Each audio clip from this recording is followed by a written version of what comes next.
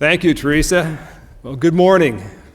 I'd like to welcome DistribuTech and all of you to San Diego. And yes, we do have nice weather here, so you can go home and tell 3 people, that's all, no more, because you look at the snowstorms across the country and we're pretty blessed to be here. I'm sure we're going to have a fantastic conference. We look forward here in San Diego to DistribuTech every couple of years, and we're very, very happy to be the sponsor. In addition to the conferences, I encourage all of you to spend a little bit of time and sort of explore our fine city. We have some great theme parks, the fantastic zoo, and just, maybe get downtown, and actually the winds are supposed to pick up a little bit, so maybe even a little sailing if you get a chance. I'd like to tell you a little bit of information about San Diego Gas and Electric. We are the smallest investor-owned utility in the state of California, but we're very proud. Actually, for the last 5 years, we've got the rating of best in the West from an electric reliability perspective. We, for the last 2 years, have been rated the #1 smartest utility in the nation by Intelligent Utility Magazine. Obviously, they didn't talk to me along those lines, but I mean, in general, that we got some pretty good people that sort of work in our organization. Also, we are very proud that in a few months here, we're going to be finishing up our smart meter installations. We've been out and really have touched all 3.5 million customers of ours, and we've had less than 1% customer complaints. So our team has done a terrific job there. I think that most of you would agree that really technology has transformed our entire lives. From the way we communicate with each other, to banking, to just the way we live our lives, shopping.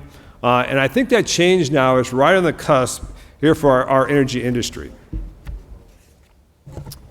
Life used to be pretty simple. The energy flowed one way, we kept the things moving, we talked to our customers, but we have some huge challenges ahead of us. This new smart world is really here in California is governed by the laws and the policies of the state. The state of California is strongly encouraging energy efficiency, the development of clean technology and renewables. Currently we have a 20% RPS goal. Soon we believe it'll go to 33%. And the whole greenhouse gas reduction is a huge issue also here in California. So one thing is for sure, our lives are never going to be the same, so we might as well just enjoy it. It's a very exciting time. It's sort of a time that no matter where you are in your career, you can really learn some new things. And at SDG&E, we've taken the position, this is a must-do. We must transition, and we will be ready. And one of the big parts we're doing there that will help us is putting together partnerships. We heard about UCSD earlier. And I'm very proud to announce that yesterday, our CEO, Jesse Knight Jr., joined the mayor of San Diego, Mayor Jerry Sanders, General Electric, UC San Diego, Clean Tech, to announce Smart City San Diego. Now, this is just another broad-based coalition that's going to help us really make this change to the future. But we do have some significant challenges. First of all, with all these renewables coming in, how are we going to integrate them to the grid? How are we going to do it safely? How are we going to do it reliably? It's a big issue, and technology is going to help us. The second thing is customer expectations. We can have all the great ideas in the world, but we need to make sure that they're aligned with our customers and they're really providing value to our customers. The third big challenge is the aging workforce. Some reports recently in Wall Street Journal said that maybe 50% of the utility workers are eligible to retire in the next 5 to 10 years. So how are we going to encourage young people to come in and truly be the innovators for the future? If you look at the competition out there, it's huge with all the social networking, the video game technologies, all the technology out there. How do we attract young people into our industry? So I'd like to start a little video that will talk about how SDG&E is incorporating these changes.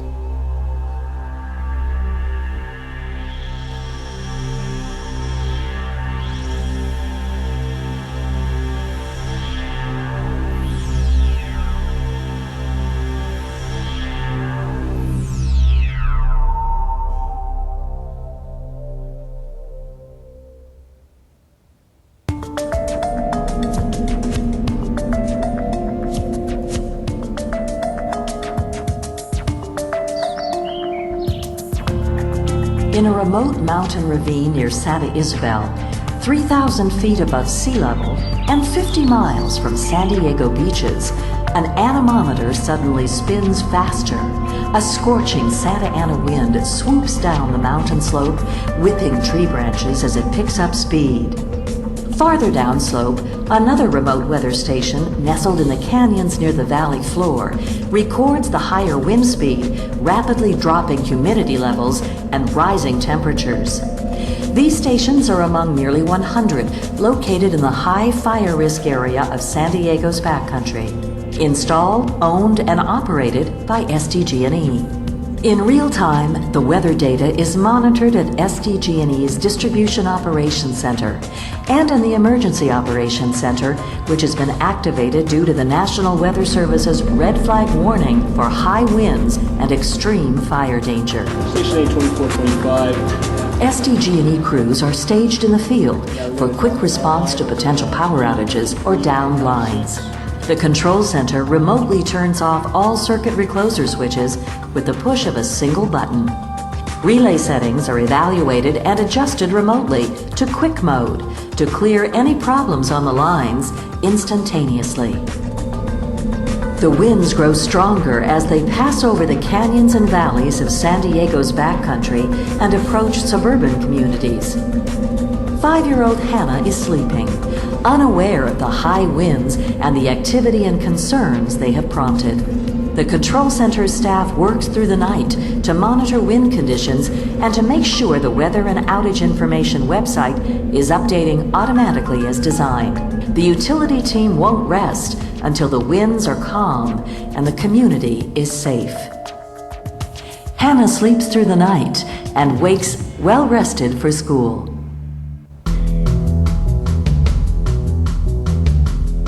A big school day for 11-year-old Brandon. His science project is due.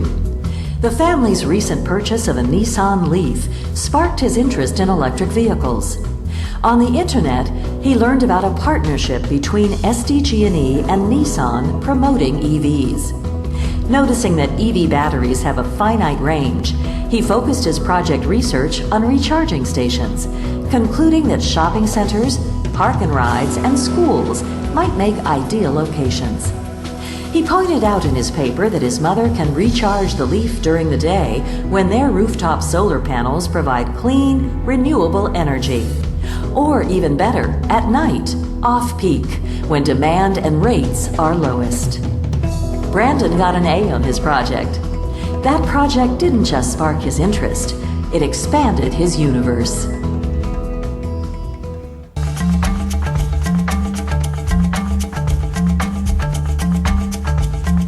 Corey, a freshman at San Diego State University, has an interest in home area networks and is part of a student design team working on a dashboard to integrate lighting, electronics, and digital home appliances such as refrigerators, air conditioners, even pool filters to run off-peak.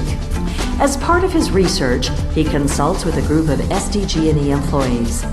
He learns that by monitoring their daily load curve and then automatically controlling electricity consumption, individual households can reduce their energy use and lower their utility costs. When integrated into the smart grid and multiplied by millions of households, the benefits of the hand to consumers and the environment become resoundingly clear. Motivated by what he's learned, Corey considers switching his major to electrical engineering.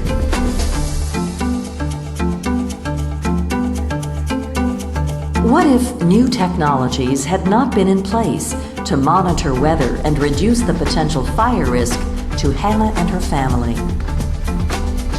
What if innovations like electric vehicles and charging stations didn't exist to spark Brandon's interest?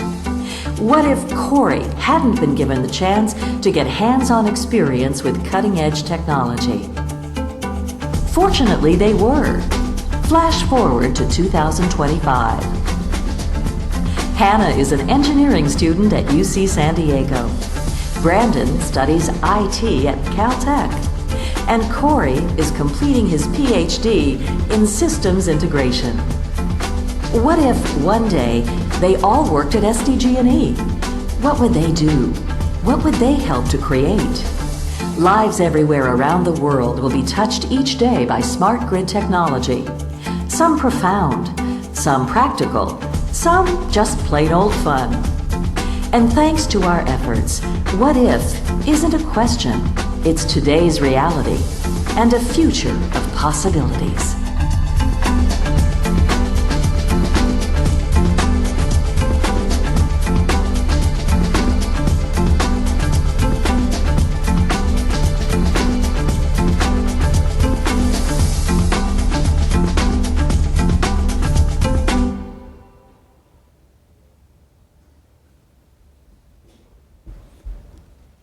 So there truly are a lot of possibilities for all of us, and we have a great opportunity this week really to explore some of those.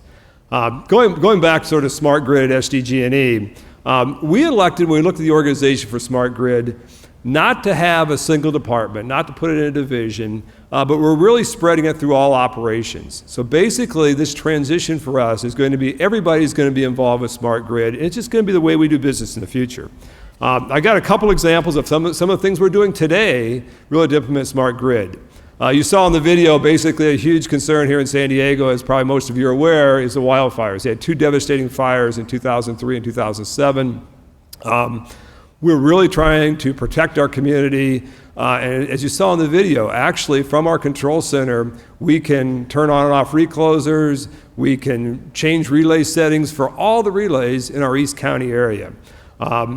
And in fact, we're doing that this morning. The winds are supposed to pick up this afternoon, so we've had reclosers in service like all of us typically do, and we're actually taking them out of service for the next 2 days to make sure we're safe out there. We're really doing this through technology. The other big piece is that we've installed over 80 weather stations in our East County. Before, we didn't have really much information at all on the weather, but now we have pinpoint information, and again, all of that is back at our control center, and actually, SDG&E has become the 4th largest weather network in the nation, and all of this is through technology. Another big project we have going is our condition-based maintenance. Our condition-based maintenance, basically we've made the commitment to install technology at all of our substations, all of our transmission and distribution substations system-wide. The idea there is to extend the life of the equipment. And if some of you are as old as I am, you can remember back in your car, you used to have the dummy light, right? It'd come on, it'd be red, it'd say check engine, right? What could you do with that? You'd have to take it to the mechanic, try to figure out what was going on. Our substations are very much like that today. We basically have a station alarm that comes in. We have to send people to the field to figure this out. Now we'll have diagnostics. We'll be able to tell exactly what the issue is and hopefully be able to catch the problem before we have an outage or a significant piece of equipment failure. We're also lucky, through the help of both state and federal stimulus money, to have one of the nation's microgrid demonstration projects. This will be an end-to-end demonstration of smart grid technology. And actually, we've picked a great location. Again, it's sort of back in our outlying area. It's in a community which has a radial service from a transmission point of view, so the reliability isn't up to our standards. And there's a lot of wide open spaces, so we'll be using a lot of technology, again, end-to-end, with a lot of focus on integrating renewables and battery technologies. And I talked before about partnerships and just how important they are and how really preparing for this future workforce. We've embarked actually with the San Diego State University and have developed a smart grid model. Now this actually turned out to be a senior project for a group of engineers across multiple disciplines. And we're really looking to this to sort of showcase all the different technologies and really be a model, if you will, so we can actually use it to follow the work we're doing in Borrego Springs. So it will have self-healing, it'll have integration, and these students have designed the hardware and software really to model this, and we hope it will be an ongoing living model that we can use and change and actually have both the students come in, and we're really looking to partner all the way from grade school to grad school. And we think we really have to get down into the grade schools and really encourage the kids really to start looking at engineering, mathematics, science, and really, as the video showed, pique their interest. So what if? What if there was a conference in San Diego, maybe right here in this very convention center, that had the best and the brightest minds in the utility and energy industry right here. And what if you had the opportunity this afternoon to sit down and partner and network with some people that really have some very, very bright ideas? And what if we had this whole convention center full of smart grid technology?